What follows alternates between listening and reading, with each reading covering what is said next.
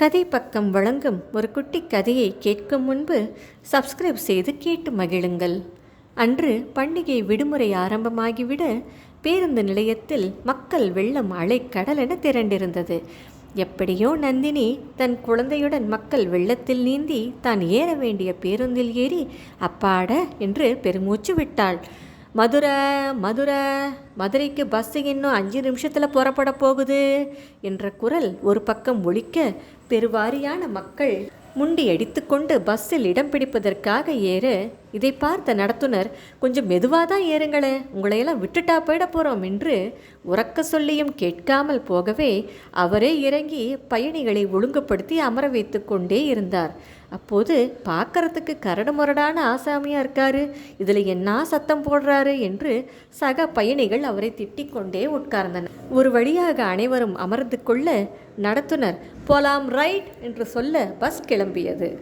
இரவு நேர பயணம் என்பதால் நந்தினியும் எப்படியாவது தன் குழந்தையை தூங்க வைத்து விட்டால் பின்னர் அவளும் சற்று தூங்கலாம் என்று எண்ணினாள். சிறிது நேரத்தில் பஸ்ஸில் இருந்த சலசலப்பும் சற்று அடங்கியது. அந்த பேருந்தின் நடத்துனரும் தன்னுடைய டிக்கெட் கொடுக்கும் வேலையை முடித்துவிட்டு தன் இருக்கையில் அமர்ந்தார். அனைவரும் களைத்து போயிருக்க பேருந்தில் வீசிய ஜில்லென்ற காற்றும் ஒலித்த இசையும் அனைவருக்கும் சற்று இதமாக இருந்தாலும் நடத்துனரின் நடவடிக்கை சக பயணிகளுக்கு எரிச்சலூட்டியது. ஏனென்றால் அவர் ரோட்டை பார்க்கும் நேரத்தை விட பயணிகளை தான் அதிக நேரம் பார்த்து கொண்டிருந்தார். எப்போ பாரு இந்தாண்டியே பார்த்துக்கிட்டு ரோட்டை பார்க்க வேண்டியது தானே, என்ன மனுஷன்டா என்று முணுமுணுத்து கொண்டே உறங்கினார். அதிகாலை 3 மணி அளவில் நந்தினியின் பர்ஸை காணோம் என்ற குரல் எல்லோரையும் எழுப்பிவிட சக பயணிகள் ஓடுற பஸ்ஸில் எப்படிமா காணாமல் போகும், இந்த கண்டக்டர் மேலே தான் சந்தேகமாக இருக்குது, அவரு தான் ரொம்ப நேரம் நம்மளை பார்த்துக்கிட்டே இருந்தார் என்று முணுமுணுத்தனர்.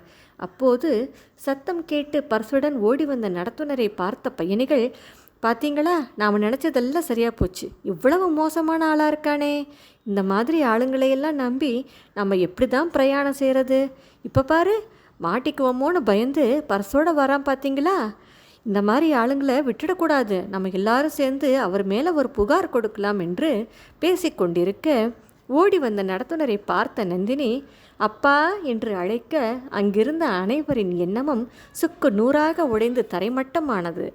நந்தினி, பர்ஸு என்கிட்ட இருக்குமா, நீ கையில் வச்சிருந்த பர்ஸை குழந்தை கீழே தள்ளிடுச்சுமா, நீ வேற நல்லா தூங்கிட்டு இருந்தியா, சரி எழுப்ப வேண்டாம், முழிச்சதுக்கப்புறம் கொடுத்துக்கலாமேன்னு எடுத்து வச்சம்மா என்று சொல்லியவர் மேலும் கையில் ஃபைல்ஸ், வாட்டர் பாட்டில், டவல்னு மற்றவங்க கை தவறி விட்ட பொருட்களையும் எடுத்து வந்து உரியவர்களிடம் சேர்த்தார்.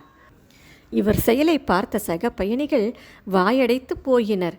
இவ்வளவு நல்ல உயர்ந்த உள்ளம் படைத்தவரை உருவ மதிப்பீடு செய்து கீழ்த்தரமாக நினைத்து விட்டோமே என்று வெட்கி தலை குனிந்தனர். சில மணித்துளிகளில் ஸ்ரீரங்கம் பேருந்து நிலையம் வர சில பயணிகளும் நந்தினியும் குழந்தையுடன் இறங்க அங்கே அவள் வரவுக்காக காத்திருந்த அவரின் மாப்பிள்ளையோடு அனுப்பி வைத்துவிட்டு போலாம் ரைட் என்று சொல்ல பஸ் கிளம்பியது. அப்போதிலிருந்து அவர் மீதான கண்ணோட்டம் முற்றிலுமாக மாறிப்போனது. பயணிகள் அனைவரும் மதுரையை சேரும் வரை நிம்மதியாக உறங்கினர், அவர் இருக்கும் தைரியத்தில். இப்படித்தான் நாமும் தவறான கண்ணோட்டத்தினால் சில முடிவுகளை செய்துவிட்டு பின்னர் வருந்துகிறோம். இப்படி பிறரை குறைத்து மதிப்பீடு செய்யாமல் நம் மனநிலையை மாற்றிக்கொள்வோம். மீண்டும் அடுத்த கதையுடன் சந்திப்போம்.